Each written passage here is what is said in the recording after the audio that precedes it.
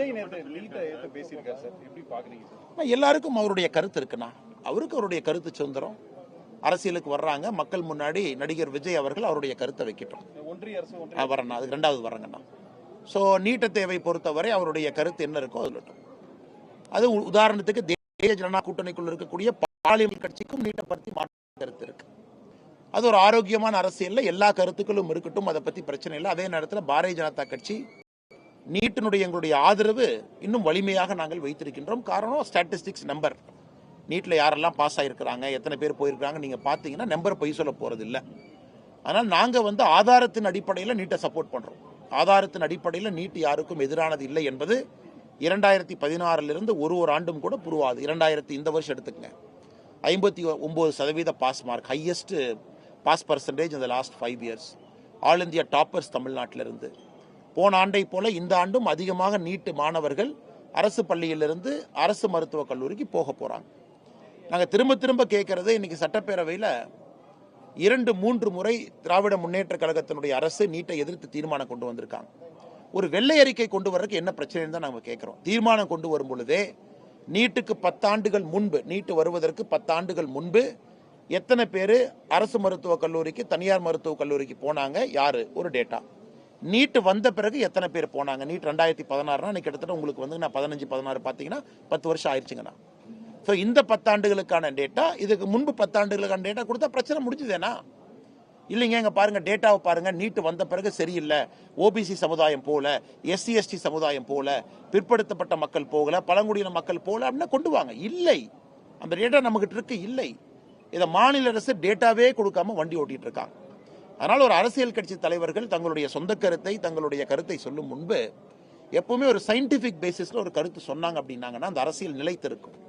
இன்னைக்கு தமிழ்நாட்டில்னா பாரதிய ஜனதா கட்சி எதிர்த்து பேச வேண்டும் என்பதற்காக இந்த நீட்டு எதிர்ப்பு அப்படியே வச்சு வண்டி ஓட்டிட்டு இருக்காங்க. இந்த நீட் எதிர்ப்புக்கு எத்தனை பொய் சொன்னாங்க.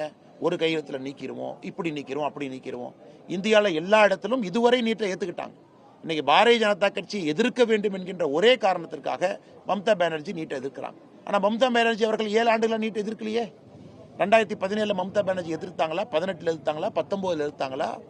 இன்னைக்கு இந்தி கூட்டணி திமுக எதிர்க்குது, பிஜேபி எதிர்ப்பதற்கு நீட் ஒரு ஆயுதமா பயன்படுத்தலாம் அப்படிங்கறதுக்காகத்தான் மம்தா பானர்ஜி எதிர்க்கிறாங்க. இன்னைக்கு இரண்டாவது, இப்ப நீங்க சொன்னீங்க நடிகர் விஜய் அவர்கள் ஒன்றிய அரசு அப்படின்னு சொல்லியிருக்காங்க. அண்ணா, நாங்கள் தெளிவாக இருக்கின்றோம். யார் என்ன வேண்டுமானாலும் சொல்லிக் கொள்ளட்டும். இந்தியாவுடைய அரசியலமைப்பு என்ன உணர்த்தது? இந்த கட்சிகள் எல்லாமே 2021 முன்னாடி ஒன்றியங்கிற வார்த்தை வந்துச்சா? இல்லை. ஆனா இன்னைக்கு விஜய் அவர்களும் கூட திமுக சார்ந்த நான் கையில் எடுக்க போறேன்னா மோஸ்ட் வெல்கம், நோ ப்ராப்ளம். திமுக சார்ந்த அரசியல் எல்லாம் கையில் எடுத்தாங்கன்னா பாரதிய ஜனதா கட்சி மட்டும் தனித்திருக்கும். எங்களுக்கு அது சந்தோஷம். ஏன்னா எங்களுடைய இடத்துல நாங்கள் விளையாட போறோம். ஸோ விஜய் அவங்களும் திமுக எடுத்திருக்கக்கூடிய அப்படியே முடிவை சார்ந்து போறாங்க, போகட்டும், சந்தோஷம். திமுக அங்கேயே இருக்கட்டும், போட்டு சந்தோஷம். திமுகவும் அந்த பக்கம் இருக்கிறாங்க, சந்தோஷம்னா எங்களுடைய அரசியல் இன்னும் எளிமையாகுது. ஏன்னா பாருங்க, பெரும் தலைவர்கள்லாம் இருக்கிறாங்க. பாரதிய ஜனதா கட்சியினுடைய அரசியல் மட்டும் தனித்து இருக்கு. அது எங்களுக்கு இன்னும் சந்தோஷம். 4 முனை போட்டியாக வரும்பொழுது தமிழகத்தில் 25% ஓட்டு வாங்கினா எம்எல்ஏ ஆயிரலாம். அதான் 2026 தேர்தலுடைய தாக்கம். அப்ப பாரதிய ஜனதா கட்சி சித்தாந்தம் மட்டும் தனித்திருக்கும். இங்க இருக்கக்கூடிய எல்லா கட்சிகளும் ஒன்றிய அரசு, எல்லா கட்சிகளும் நீட் எதிர்ப்பு, எல்லா கட்சிகளும் இப்படியே, எல்லா கட்சிகளுக்கும் இருமொழி கொள்கை, எல்லா கட்சிகளும் அப்படி இருக்கட்டும். அவங்க மிச்சிருக்கக்கூடிய 40% ஓட்டை பிரிச்சுக்கிட்டோம். ஆனா தமிழகத்துல எத்தனையோ சதவீத மக்கள் இன்னைக்கு 3 மொழி வேணும்னு கேட்கிறாங்க. 3வது மொழி எனக்கு பிடித்த மொழி வேண்டும் என்று கேட்கின்றார்கள். அது இருக்கட்டும், தெலுங்கா இருக்கட்டும். தமிழ்நாட்டில் எத்தனையோ மக்கள் நீட்டு வேண்டும் என்று சொல்கின்றாங்க. அவங்க எல்லாம் பாரதிய ஜனதா கட்சியின் பக்கம் தான் வரப்போறாங்க. அதனால் இது எங்களுடைய அரசியலுக்கு இன்னும் பலமாக நான் பார்க்கின்றேன்.